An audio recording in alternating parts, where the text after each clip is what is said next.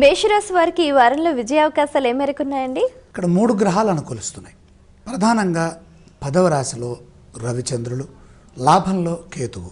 ఇందాక చెప్పుకున్నాం, రెండు గ్రహాలు ఒక రాశిలో ఉండటం ద్వారాగా ఎక్కువగా శుభం చేకూరే అవకాశం ఉంటుంది. ఈ క్రమంలో ఉన్నత స్థాయి వ్యక్తులతో సత్సంబంధాలు ఏర్పడతాయి. ఆత్మవిశ్వాసంతో పనిచేస్తే విజయం లభిస్తుంది. పట్టుదల అవసరం. ఆర్థికపరమైన అంశాల్లో స్పష్టత లోపించే అవకాశం కనపడుతుంది కాబట్టి స్పష్టత లోపించకుండా జాగ్రత్త పడండి. బంధువుల సహకారంతో ఒక పని పూర్తవుతుంది.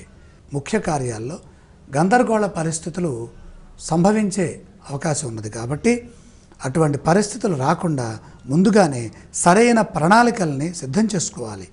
అడ్డు తగిలేవారు ఉన్నారు, వీళ్ళున్నా కూడా ఏ విధమైనటువంటి ఇబ్బంది ఏం లేదు. సూర్యచంద్రుల యొక్క బలం కనుక మనకుంటే అన్నీ మంచి జరుగుతాయి.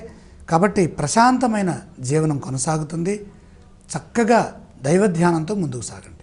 మేషరాశి వారు పఠించవలసిన స్తోత్రాలు ఏవండి? ఇక్కడ శ్రీ సాయినామాన్ని స్మరించడం చాలా మంచిదండి. ఆలయ సందర్శన క్రమంలో ఏ దేవీ దేవతలను దర్శిస్తే మంచిదంటారు? సాయిబాబా వారి సందర్శనం వల్ల మేలైన ఫలితాలే కాకుండా ప్రశాంత జీవనం కూడా లభిస్తుంది. ఈ రాశి వారు చేయవలసిన దానాలు ఏవండి? ముఖ్యంగా రాహుదోషం కనపడుతోంది. దానం చేసే వసతుంటే దానం చేయండి, లేకపోతే రాహుగ్రహానికి నమస్కారం చేయండి.